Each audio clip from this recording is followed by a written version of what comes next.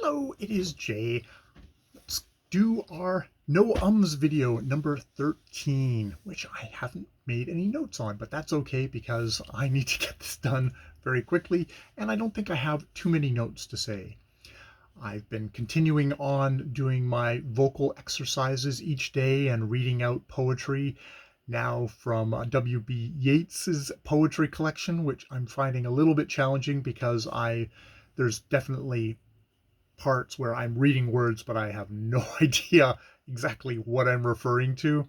So there's that. But it's a little bit more of a challenge that way of trying to read the words properly, but also not know quite what the words are saying. So it might be a little bit too high of an English level for me.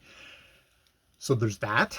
Um, and it's fine to do an every once in a while. There, I've been talking about how I've been really enjoying Darren McStay's videos from Improve Your Voice as a good practical finding ways to improve my delivery. And I do have a couple of videos like that, which I am going to get back to. Happily this week, I happened to get directed to a video video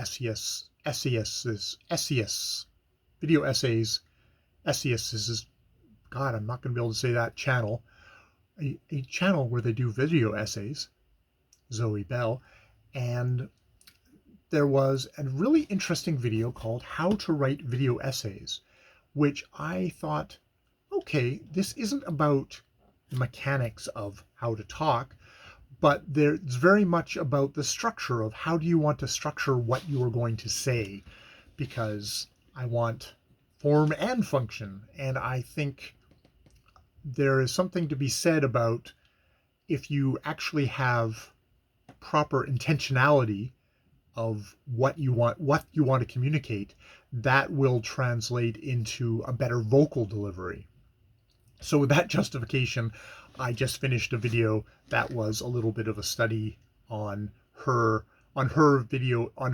this video essay on how to be a video essayist, with the kind of the key point there, the big thing that really attracted me, is the idea of the kernel, which is before you sit down and actually write out an essay, start really working on it. Once you've got kind of general, okay, I want to do something on this. For me, it's probably going to be, I want to talk about a black leopard, red wolf. Is think about what's the kernel of this video essay that you want to do. What do I want people to know or to feel by the end of that essay, with a side thing of who am I actually talking to, so I know where they are and where I want to take them by the end, which is, I think, a really crucial thing to think about. So, because a lot of vocal delivery is about focus. It's about focusing on the words, about focusing on the audience, but there's also a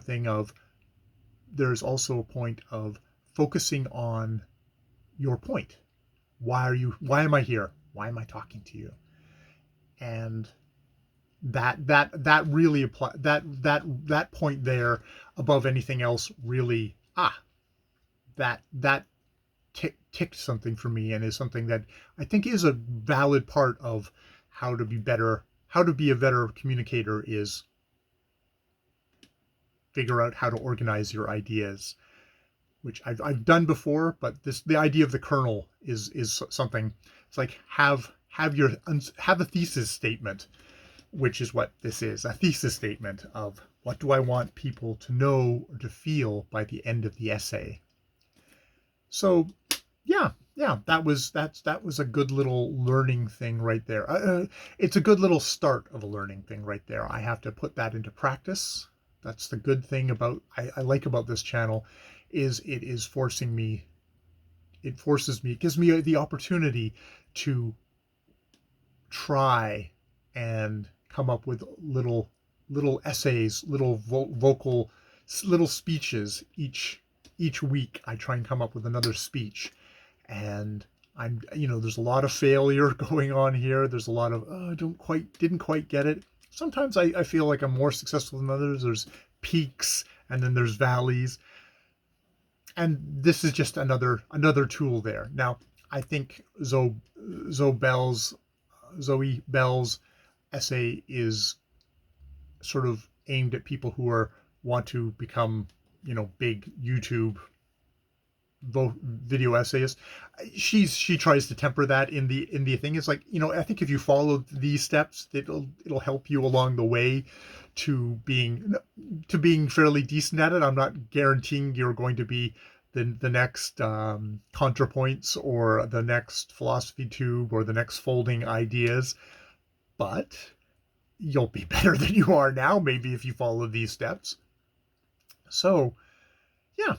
So that was a fairly. I'm happy I stumbled upon this. It's good to have variation in my studies, because I think if I was, no shade to someone like Darren McStay, but I think if I was only doing only studying